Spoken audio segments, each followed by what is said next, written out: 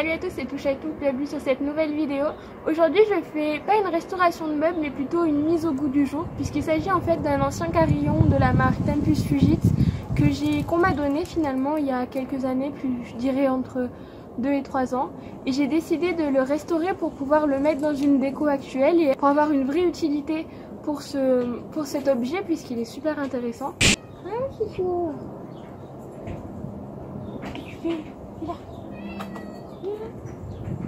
Donc cet objet à la base c'est une horloge mécanique que je n'ai pas réussi à réparer et je ne sais pas si actuellement beaucoup de gens savent le réparer. Et donc je vais utiliser cette horloge comme fond pour faire un meuble de rangement assez petit, donc idéal pour des petits livres, des livres poches ou des DVD ou encore des CD. Donc je vais réaliser dans cette horloge différentes étagères sur la partie haute et la partie basse qui n'était pas utilisée. Je vais essayer de faire une sorte de placard avec une porte avec des charnières, puisque cet endroit finalement était totalement creux, donc très facile à réinstaurer et à lui donner une autre utilité.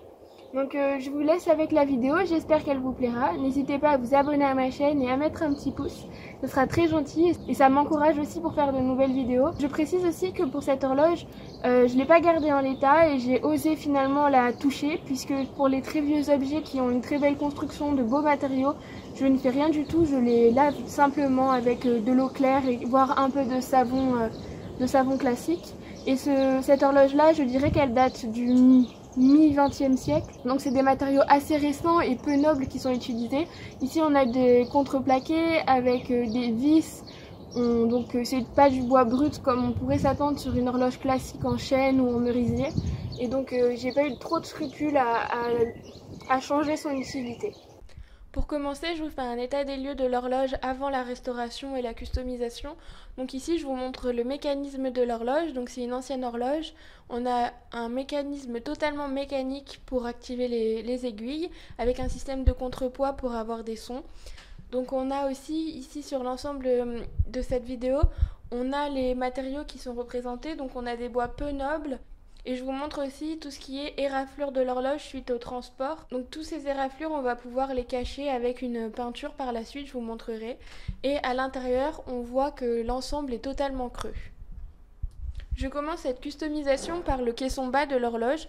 Donc j'utilise ici des tournevis pour enlever le panneau qui est en face de l'horloge et enfin utiliser ce panneau pour réaliser la porte de placard que je vais réaliser par la suite avec des charnières. J'ai bien fait attention à ce que le panneau frontal ne soit accroché à aucun autre élément que les panneaux sur les côtés.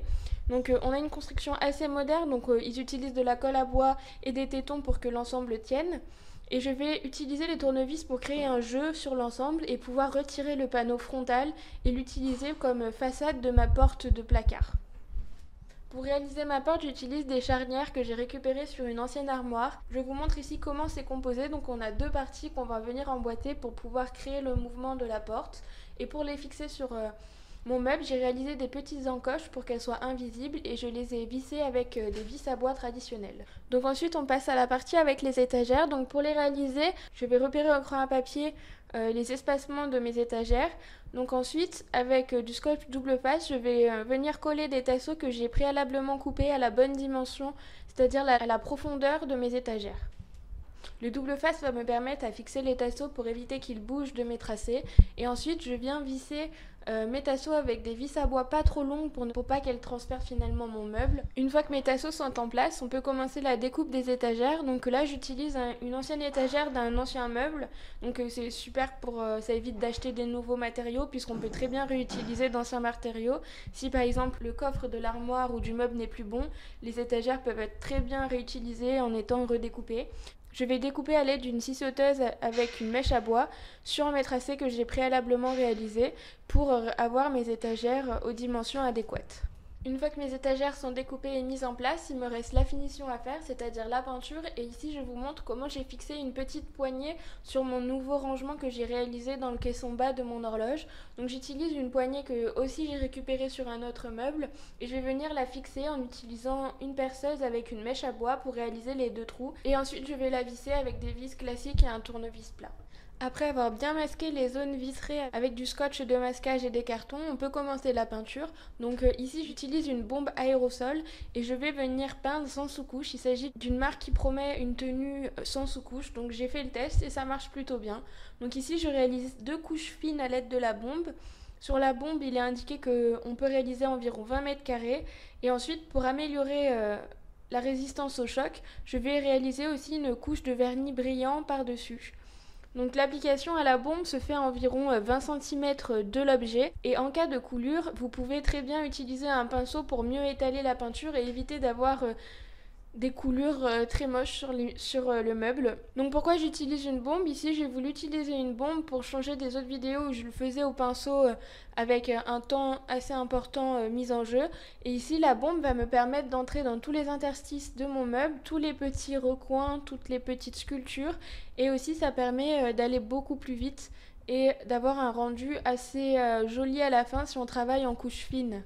En termes de précaution d'emploi, il faut évidemment éviter d'utiliser une bombe aérosol dans un endroit clos. Il faut être dans un endroit super bien ventilé, bien protéger ses sols.